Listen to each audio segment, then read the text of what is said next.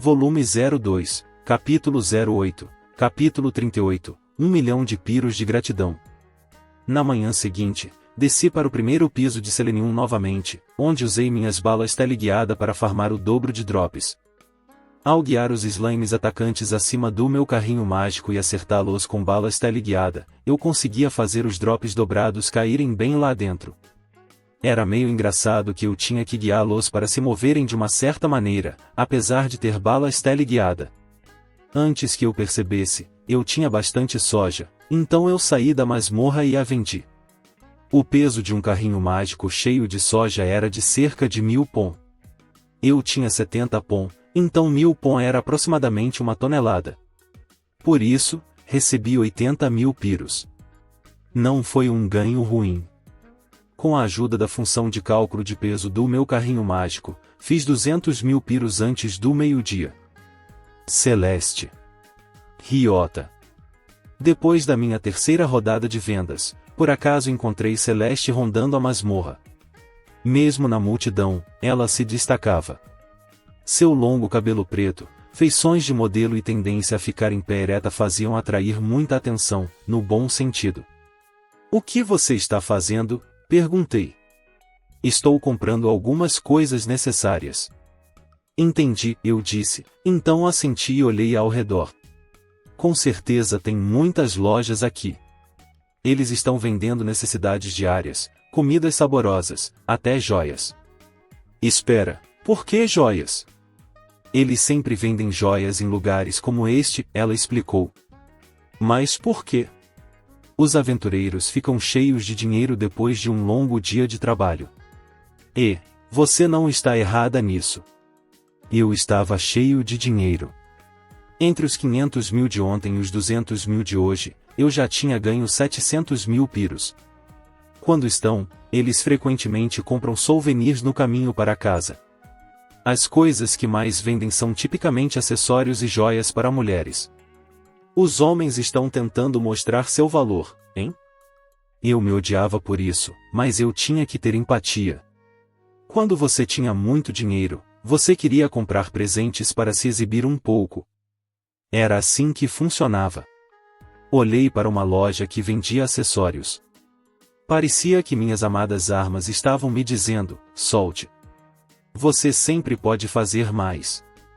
Olhando para trás, prometi agradecer a Emily depois de obter minha segunda arma, mas ainda não tinha feito isso.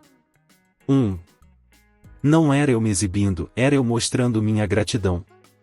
Acontece que minha gratidão era igual a todos os meus fundos atuais. Este é um pequeno preço a pagar, eu disse a mim mesmo, eu realmente acreditei. Os ganhos de 2 dias mais o dinheiro que eu trouxe de ciclo se somaram para se tornar o anel de 1 milhão de piros dentro de uma caixa no meu bolso. Eu podia dizer de relance que era perfeito para Emily. Poderia ter custado 1 milhão de piros, mas dado o quanto eu apreciava, não hesitei em comprá-lo. Eu estava a caminho da tenda onde ela esperava. Minhas pernas começaram a correr por conta própria. Eu estava nervoso e animado. Antes que eu percebesse, tropecei e quase deixei cair o anel da caixa. Depois de mal conseguir pegá-lo, dei um suspiro de alívio. Quase deixar a caixa cair me fez lembrar de algo. Um lampejo de inspiração me atingiu como um raio branco. O que? O que eu estava pensando agora? Tentei lembrar, mas não consegui. Eu tinha esquecido assim que me ocorreu. Isso era algo que acontecia comigo às vezes. No entanto, eu queria desesperadamente saber.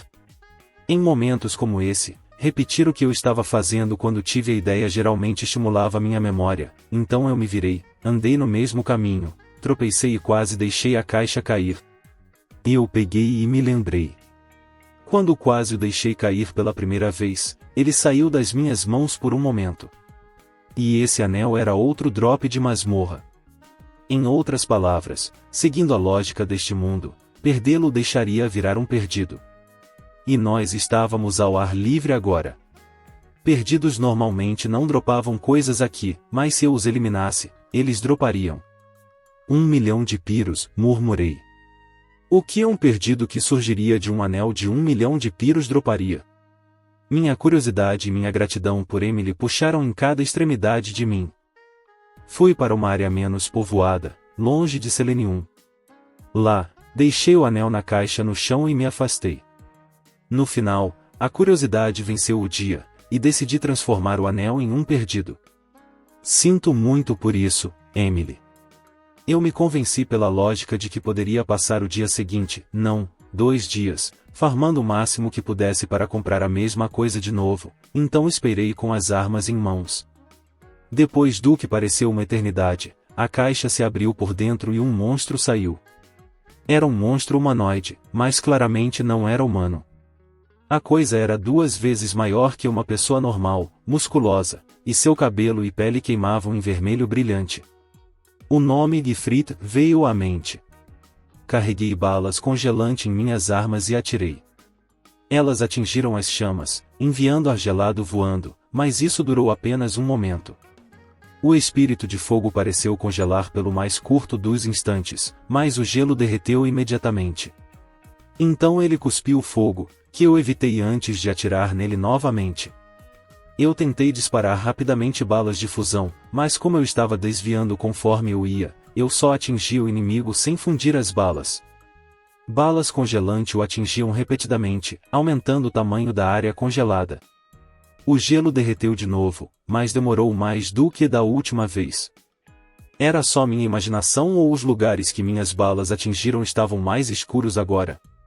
Está funcionando! Percebendo isso, disparei todas as últimas balas congelante que pude no espírito do fogo. Quando o espírito caiu, ele dropou um item. No chão, avistei o mesmo anel que havia comprado. O mesmo anel exato. Isso poderia acontecer mesmo fora das masmorras. Honestamente, o anel era tão caro que eu meio que esperava uma arma ainda mais forte do que armas de fogo. Infelizmente, as coisas não funcionaram dessa forma.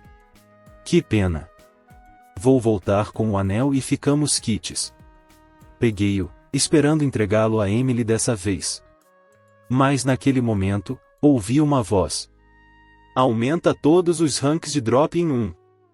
Era a mesma voz que eu ouvia quando minhas estatísticas subiam. Isso era outro reforço de estatísticas? Se sim, havia uma coisa que se destacava.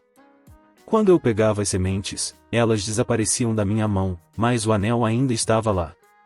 Coloquei o anel no chão e o peguei novamente. Aumenta todos os ranks de drop em 1. Ouvi aquela voz mais uma vez. Estava claro que o anel não desaparecer significava que não era um item consumível que aumentava estatísticas, mas um equipamento com efeitos que funcionavam na pessoa que o usava. Levei Emily para o quadro de status perto da masmorra. Precisamos de alguma coisa aqui? Ela me perguntou. Use isso para mim. O que é isso? O que? Emily gritou, perdendo a cabeça quando viu o anel. Cucu, qual é o significado disso? É uma demonstração de apreço por tudo que você fez por mim. Pegue, por favor. Mas... Olhei para a confusa Emily. Sob meu olhar atento, sua expressão facial mudou de surpresa para confusão e para constrangimento. No final, ela timidamente assentiu e aceitou o anel. Ah! No momento em que ela o pegou, ela engasgou e voltou os olhos para o painel de status. Você ouviu? Sim. Vamos tentar. Emily assentiu novamente e operou o quadro de status com uma mão praticada. Ela pulou a primeira página e abriu a segunda. 2 de 2. Plantas. D, mais 1. Animais. I, mais 1. Minerais. I, mais 1. Magia. I, mais 1. Especiais. I, mais 1. Diante dos nossos olhos estavam estatísticas que nunca tínhamos visto antes. Parece que eu estava certo sobre esse anel ser um equipamento para aumentar estatísticas. Isso é ótimo, eu disse. Sim. Nunca vi algo assim. Está aqui graças ao seu poder, Yoda? Ela percebeu isso rapidamente, pois já me conhecia bem, mas não era isso que importava. Olhei para ela novamente e disse: obrigado por tudo. Espero que você aceite isso. Ok. Depois de um longo silêncio, ela concordou alegremente, mas timidamente. Obrigada. Ela segurou o anel amorosamente com as duas mãos.